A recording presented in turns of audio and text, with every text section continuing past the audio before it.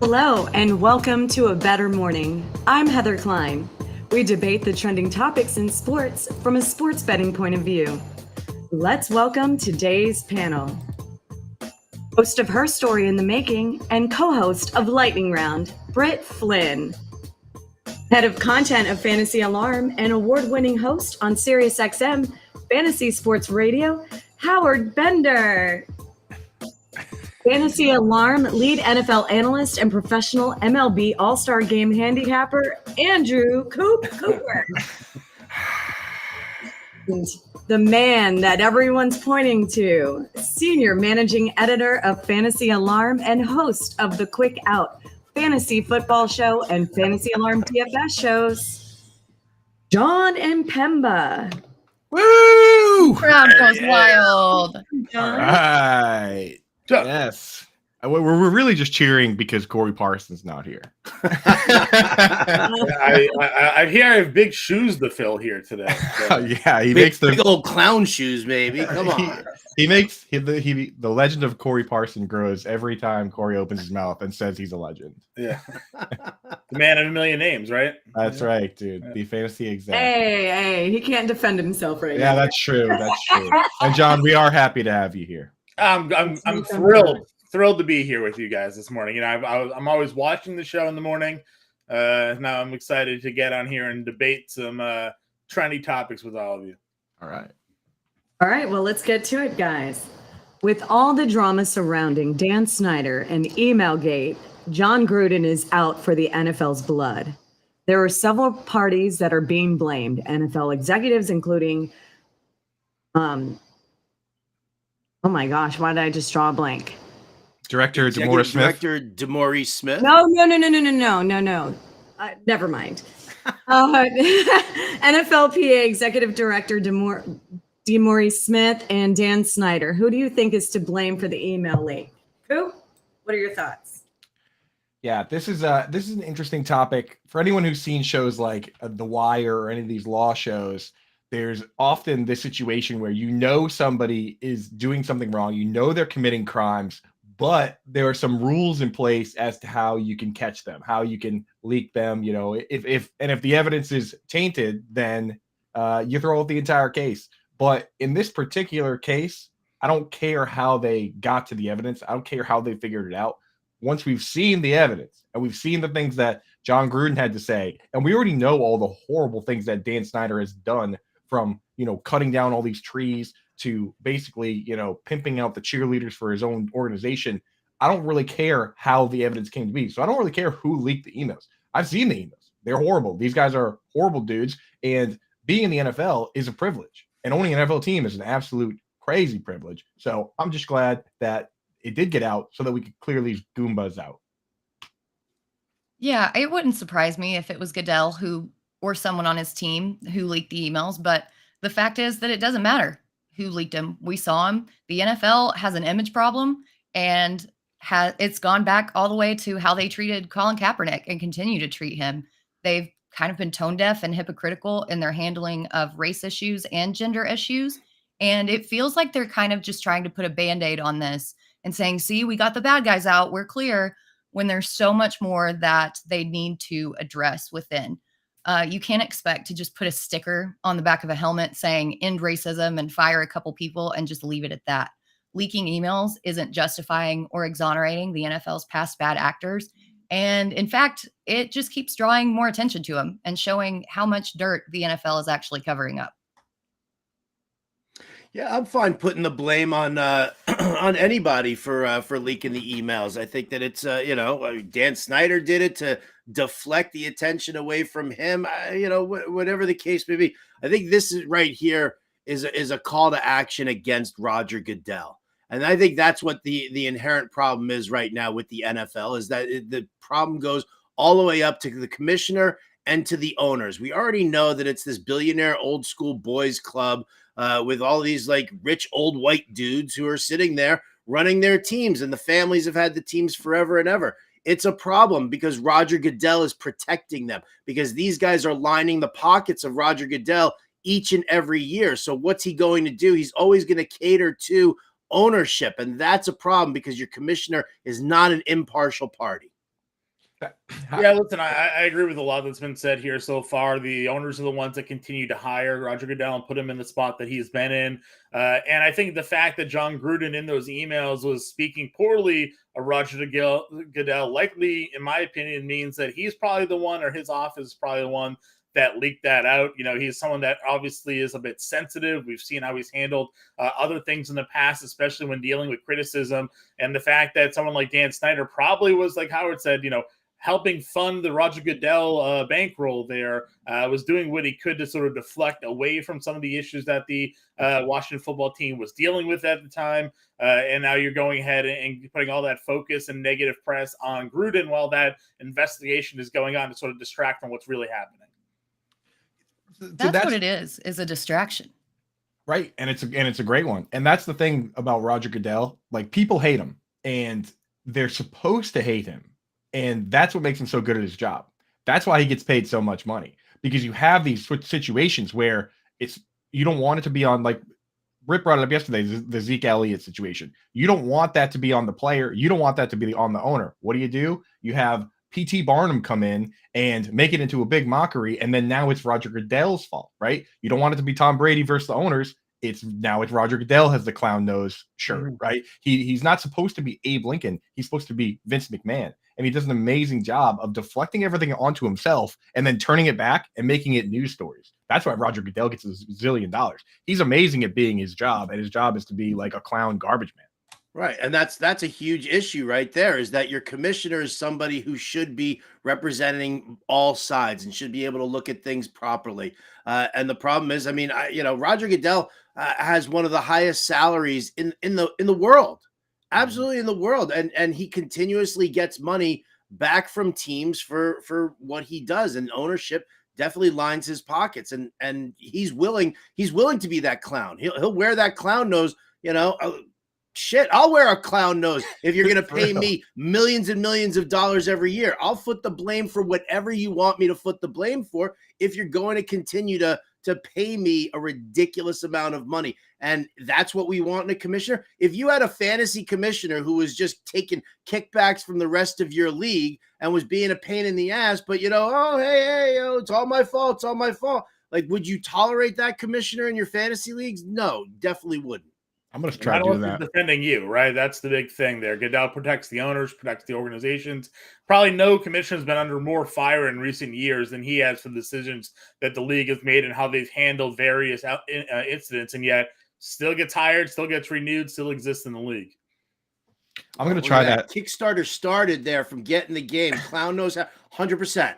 You can blame me for anything and everything you want. I just want to see that $1 million check at the end. And I only need $1 million. Goodell's he's taking like double digits, right? He's taking tens of millions of dollars from the league, from the owners, and everything that goes on with being the commissioner of football. So yeah, you know what? I'll take $1 million. I'll be the giant clown nose of the fantasy industry, just as long as I'm getting paid. Giants running back Saquon Barkley may be at risk of not suiting up in week 1 if he and the team cannot reach a long-term deal by Monday at 4 p.m. Eastern. They are unable to reach an agreement, then Barkley won't be able to re-sign until after the 2023 season. Saquon has been offered a $10.1 million franchise tag, which he is yet to sign. Odds are plus 300 to hold out on game 1 of the regular season. Would you take that bet, or do you think the two parties will figure this out prior to the deadline? Britt, you're up. Yeah, I don't think he holds out. There's too much at stake here, and we've talked about it at length about how it doesn't work out in the running back's favor to hold out. The odds for him to not hold out are actually at negative 500. So even Vegas is in on that train and that thought process system. What I will say is that it's interesting that the NFL Rumors Twitter account put out a tweet saying that the Giants offered Barkley a $13 million a year contract with $26 million guaranteed over the first 2 years. And then Barkley retweeted it with the cap emojis. So I don't even think they're close to getting a deal done, but he does need to talk to somebody like Melvin Gordon or Le'Veon Bell and ask them how well holding out worked for them. I think that this contract situation is indicative of how NFL teams view their running backs and the position, and they're not going to get paid. Britt, I completely disagree with you. The last thing Saquon Barkley wants to do is go talk to Le'Veon Bell. That's the last thing we want to see. That would be a disaster. Le'Veon Bell is a moron. You might as well go ask for relationship advice from Antonio Brown. There's no way Barkley's going to hold out. The Giants know that they need him. He is going to be a linchpin to their offense. They need the running game. There's nobody on this roster that's going to be able to do what Barkley does. They will find a way to find a happy medium here and pay this guy. But holding out, yeah, like Britt said, Le'Veon Bell showed you just how stupid that is. Melvin Gordon showed you just how stupid that is. Don't be an idiot, Saquon. Yeah, listen, I think he'll eventually sign probably the franchise tag and they'll negotiate maybe a longer-term deal at some point during the season. But that's what he wants. He wants the long-term security. He doesn't like these shorter deals. I don't even really think it's necessarily the money that is the big hang-up there, especially, again, if the more recent information out there is that they're kind of getting closer to what the initial asking price was. He wants a long-term deal. He wants a Christian McCaffrey-type deal. He's a guy that I think is certainly worth paying, but we've seen long-term paying this position hasn't really worked out for teams, and running backs that do get contracts eventually find themselves getting moved anyway. So when you're looking at the Giants franchise, you're looking at offense as it's situated right now. He's the most impactful player on that offense, and Daboll and that Giants organization should be looking to lock him up. Yeah, he's going to sign it for two reasons. One, if you actually listen to what Saquon has said pretty much his entire career, he actually cares about his legacy. He said it from the very start that he wants to build a long-lasting legacy. He wants to be one of those guys. He believes he's kind of a higher tier of player, and he knows that being a Giant for life and not skipping a year are a huge part of that long-term legend that he's trying to build. And the other reason is he has no leverage, because the franchise tag is one of the stupidest parts of this game. It's a contract that's forced on people only if it underpays them, which is completely absurd. It's the only industry that you can do that in, and there's no KHL or LIV to run to. The franchise tag is un-American. That's what it is. I would disagree saying that God it's bless un-American. the USA. Is it USA?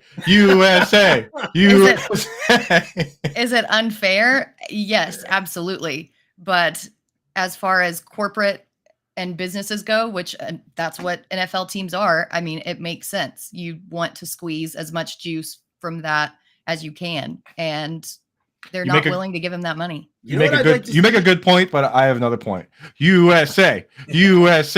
Yeah, you know what? I'm gonna let you finish in a minute. I'll tell you what I would like to see. I would like to see them get creative with this contract. Saquon wants the long-term security. The Giants want to see that they're not over-investing in a guy who's going to break down. So, you know what? Sign a one-year deal that's laden with in-season incentives. Like all of a sudden, if, week 6, Saquon Barkley is one of the top 5 rushers in the NFL, he's got the option to, to kick in this, whatever this clause is that's going to make it a 2 or a 3 year deal. If he gets to week 10 and he's healthy, then it kicks in as a multi-year deal, and it offers him that security, but it also offers the Giants security. But what you can do then also is you can say to Saquon, hey, listen, you have the option of turning it into this. If you think you're running healthy and you're running fine and it's week 8 of the regular season and you don't want to be locked in because now you think you can get even more than what we just offered you on the free agent market, well, then you don't kick in that option. They can be creative with this deal to make him happy for a 1 year, money contract with the option of it does, makes both parties happy moving forward if they can do it that way. I don't know if the NFLPA will go for it, but if the players aren't happy with the franchise tag, they had opportunities to negotiate this when the last CBA, but instead they ratified the CBA and they can't renegotiate till 2030. So they're kind of locked in to these tags. Now, I would probably expect when that comes back around, the number of instances we've had where players recently refusing to sign or upset about the team's ability to franchise them, maybe that's something that's on the table at that point to remove from the system in general. It's ridiculous. I look at the other sports when you have like your biggest star that's arguably the best player in his position, like Alexander Ovechkin. They said, whatever you want, it's yours. Shohei Ohtani is going to get whatever he wants. He's going to set the market. Saquon Barkley, they just straight up say you're not setting the market, even if you are arguably the best running back in the league. It's kind of silly, man. Baseball has that with arbitration year, so they can keep guys like the top players in the game on their rookie contracts for like 7 years. They don't have to pay them anything. Don't get me Unless started they on buy that. them out for the free agent years. But the power is with the team more often than not here. Yeah, it's ridiculous. Thanks, Najee And I Harris. just wanna- Goodell. Najee Harris is not going to be a free agent until he's 29 years old. Well, and I just want to make a point before we move on about the players ratifying that. I think that they were kind of strong-armed into doing that, because if they didn't ratify that, then they weren't going to play. Right. So I don't think that they necessarily ratified it. They had give and take, right? They negotiated some, they got a little bit. Obviously, they can't get everything they want.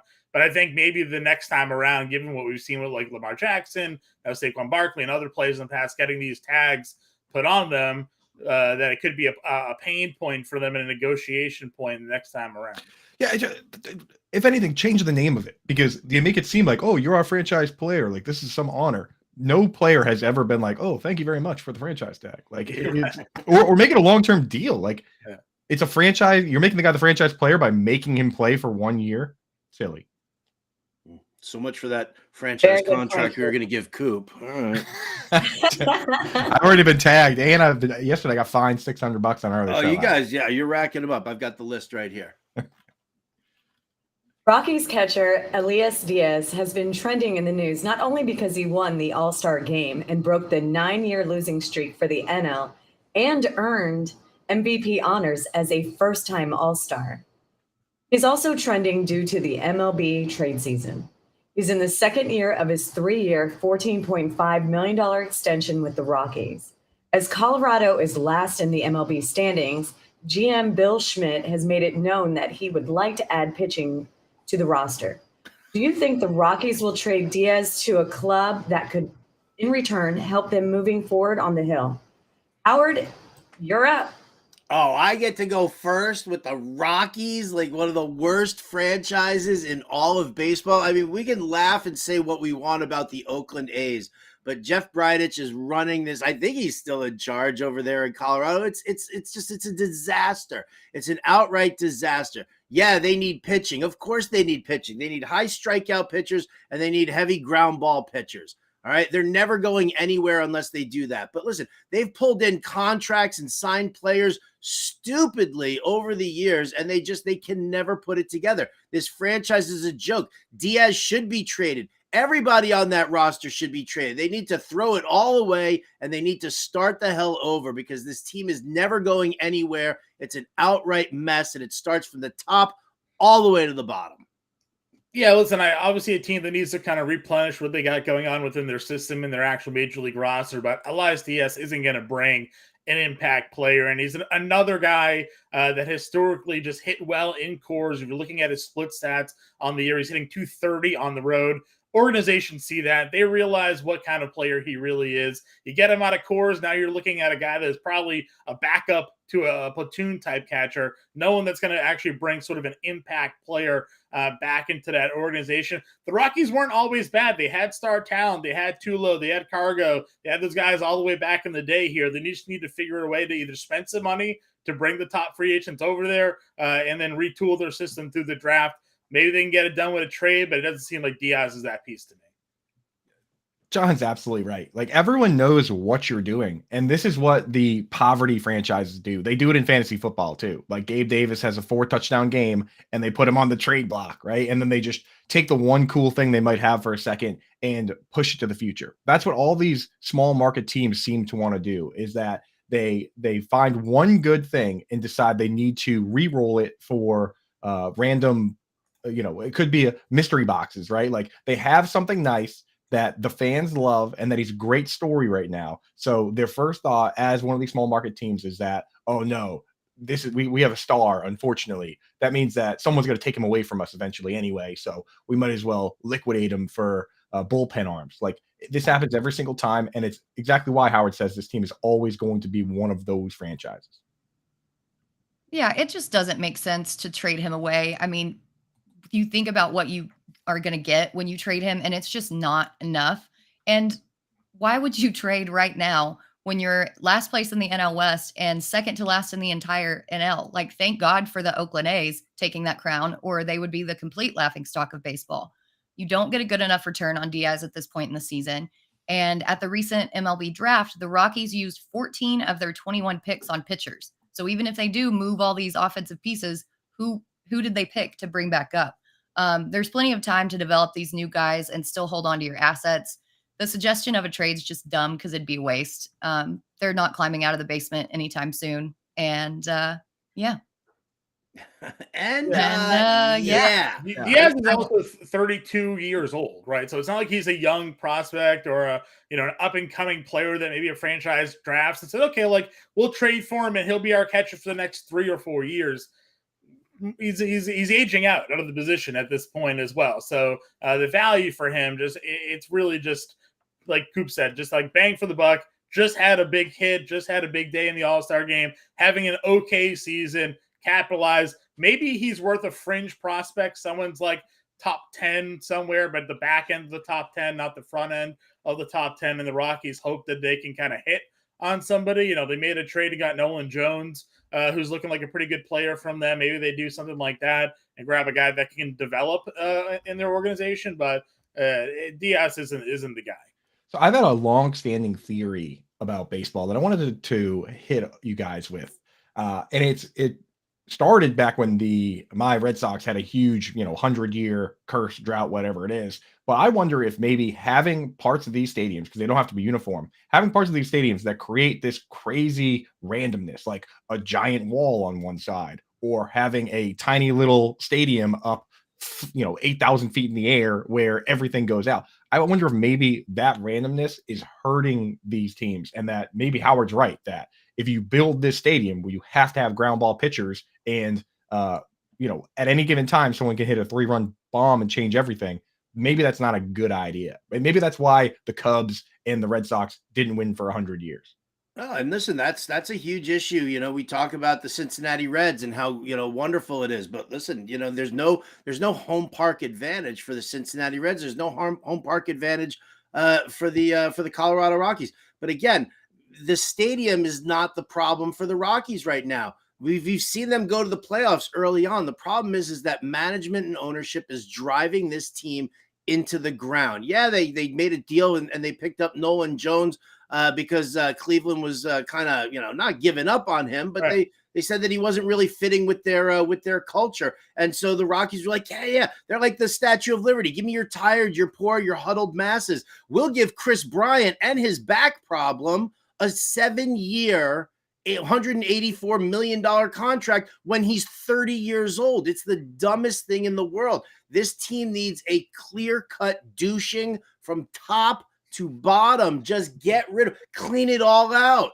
Clean it all out. Like, fire everything up top and bring in people who actually understand the game of baseball. You can build this franchise. There is support. There is local support in Colorado. Every time I've been to Denver, they love their Rockies. They do. Who do they hate? They hate ownership. Why? Because they're just the product on the field is completely subpar. They masked it back in the day with Dante Bichette and Andres Galarraga and Troy Tulowitzki. They don't have any of that now. They're not willing to spend the money to bring in superstar free agents. And if that's the case, then learn how to rebuild an organization from within. Their drafting sucks. Their free agent plays suck. Everything about the way that they handle their business absolutely sucks. You hear that, Charlie Manfort? Howard Bender and Jim Bowden are available.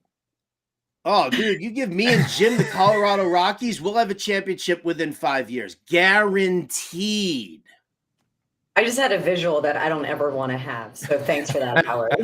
What, a full Colorado douching? It's called Faithful. Get that geyser right up there, right through the organization, through their office building, have it all come out on top like a giant oil derrick, and all the executives are like falling out all over the place. Help me. Okay, next topic. Is there a bell? Can we ring a bell to move on?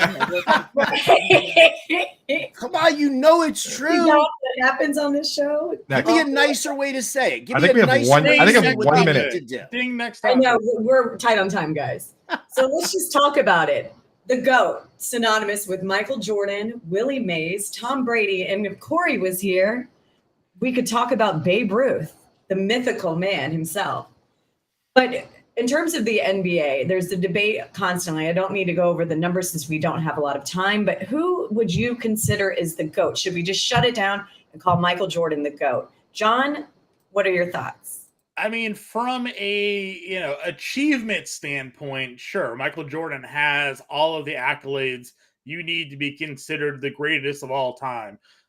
But for me, and I've argued this a lot, I don't know if you put them on the court together in a one-on-one game, if Michael Jordan could defend LeBron James. LeBron James is an absolute freak athlete that can do pretty much everything that Michael Jordan can do as well. LeBron James is 6'8". He's like 260 pounds. He's an absolute monster that moves like a point guard, can handle like a point guard, can shoot despite the critics saying that he can't shoot. He can be one of the best defenders in the NBA when he wants to be. There's never been an athlete in the NBA that is like LeBron James, and LeBron James is why I think he's probably the best player in the league. Yeah, John, to me, there's one thing that LeBron James can't do. When I think about everyone's gonna have their own personal GOAT. I think about the different sports, right? Like football is about being tough. Baseball is about having heart. Hockey's about losing teeth or something like that. And basketball, to me, has always been about being cool. It's about if you could be good at basketball and be the coolest dude, that's the pinnacle of sports to me. And Michael Jordan, while he was the best guy in the world smoking cigars, he came out with Air Jordans. He beat the Looney Tunes. The level of cool that Michael Jordan has set can never be reached. And that's why LeBron, that's the one thing he can't do that Michael Jordan can do. And no amount of Taco Tuesday TikToks is going to change that for me. So Michael Jordan, he's the GOAT. He's the coolest. Yeah, and I think not only that, but the NBA was a lot different in Jordan's time. It was physical, it was nasty. People played hard and threw punches. I mean, it was insane. And Jordan held his own against some real powerhouse franchises and players.